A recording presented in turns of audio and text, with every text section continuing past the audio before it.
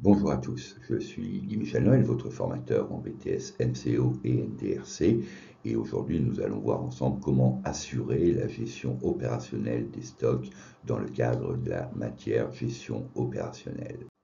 Nous allons voir ensemble la définition d'un stock, le suivi des stocks, les différents niveaux de stock, les méthodes d'approvisionnement, et nous en ferons la synthèse et nous verrons ensemble les attendus du jury.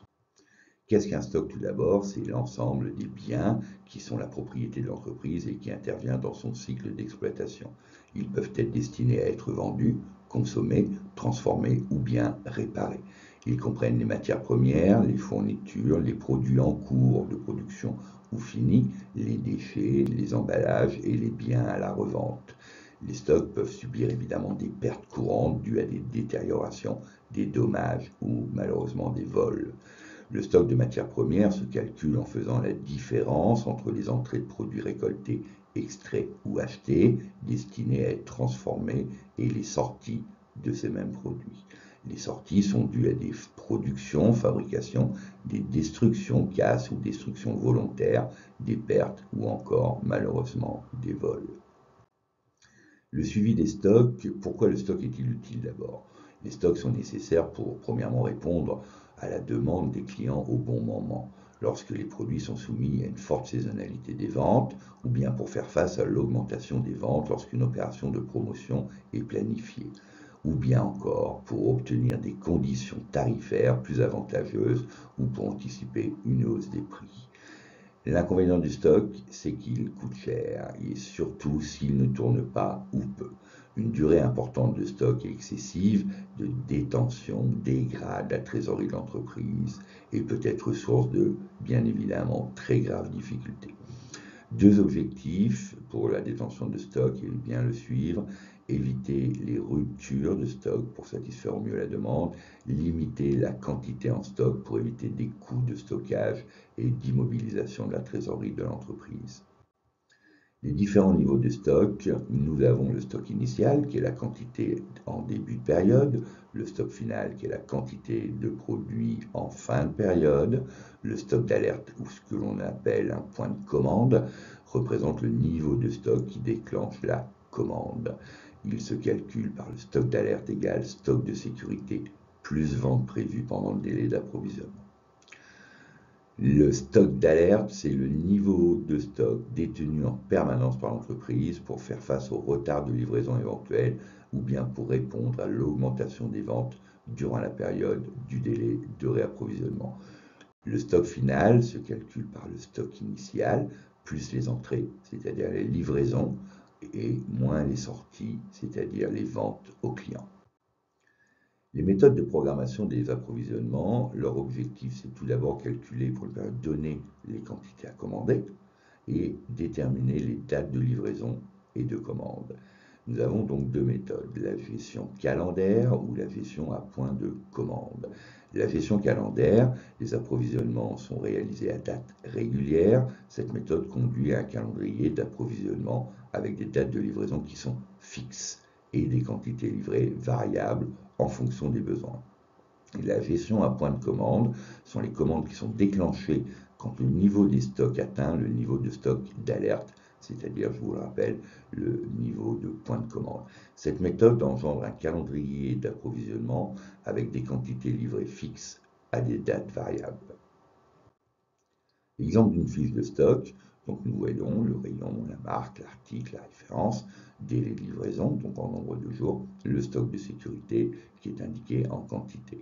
Nous voyons donc le stock initial avant livraison, l'entrée en stock, c'est-à-dire les livraisons reçues, les stocks après livraison, les sorties en stock sont les ventes, et le stock final, je le rappelle, qui est égal au stock initial plus entrée moins sortie.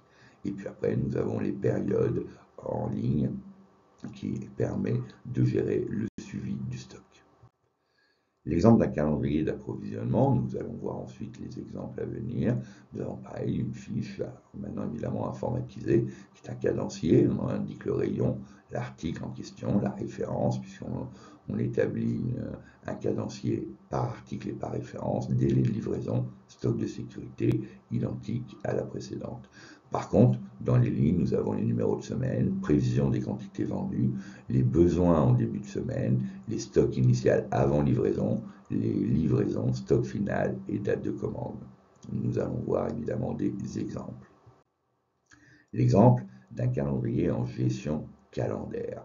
Donc nous avons le tableau vu précédemment où il est important de voir que le 1, c'est le calcul du besoin d'approvisionnement de la semaine, de chaque semaine, donc le 1 en rouge, bien sûr, entre parenthèses, qui est égal à la prévision des ventes jusqu'à la prochaine livraison, plus le stock de sécurité. Maintenant, la livraison toutes les 2 semaines qui est programmée, donc il faut déterminer si une livraison est nécessaire ou pas. Elle est si le niveau de stock initial avant livraison est inférieur aux besoins en approvisionnement, évidemment. Le 3, il s'agit de calculer les quantités devant être livrées, qui est égal aux besoins en approvisionnement de la semaine, moins le stock initial avant livraison. Ensuite, il nous faut évidemment calculer le stock final, qui est égal évidemment stock initial avant livraison plus livraison moins prévision des ventes. Et ensuite, il nous faut calculer les dates de commande. Il suffit pour cela de tenir compte du délai de livraison.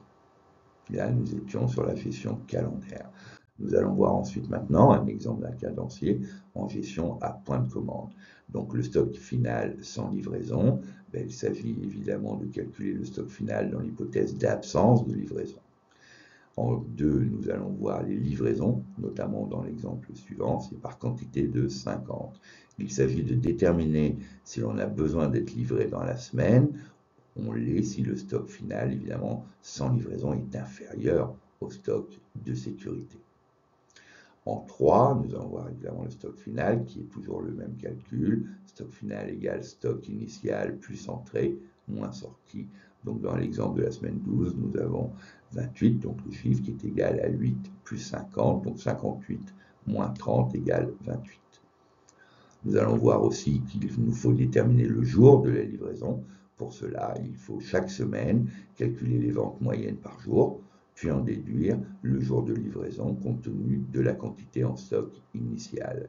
Pour cela, la semaine 12, on a des ventes à 30, donc soit 30 divisé par 6 égale 5 jours. Si il est égal à 8, il faut donc être livré dès le lundi pour conserver un stock de sécurité qui est de 5 unités. Toujours définir la date de commande. Donc là, nous avons 2 jours avant livraison. Il s'agit dans le 5 de déterminer la date de commande. Il suffit pour cela de tenir compte du délai naturellement de livraison. Le rappel des attendus du jury, c'est que, évidemment, vous sachiez gérer les stocks et les approvisionnements et que vous maîtrisiez les méthodes de gestion de stock, calendaire et à point de commande pour éviter évidemment les erreurs et surtout éviter d'être en rupture. Je le rappelle, la rupture de stock amène un manque à gagner au niveau du chiffre d'affaires. Les mots-clés à retenir, les stocks initiales, bien sûr, stock final, le stock de sécurité et d'alerte, gestion calendaire, gestion à point de commande. N'oubliez jamais que le succès de votre examen dépend de vous-même.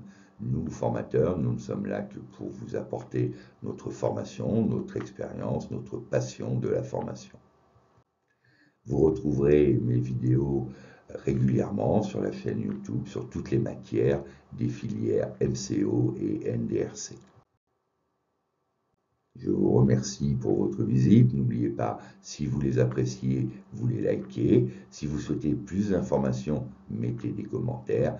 Et si vous voulez être prioritaire quant à leur production, actionnez la cloche en vous abonnant. Je vous dis à très bientôt et merci pour vos visites régulières.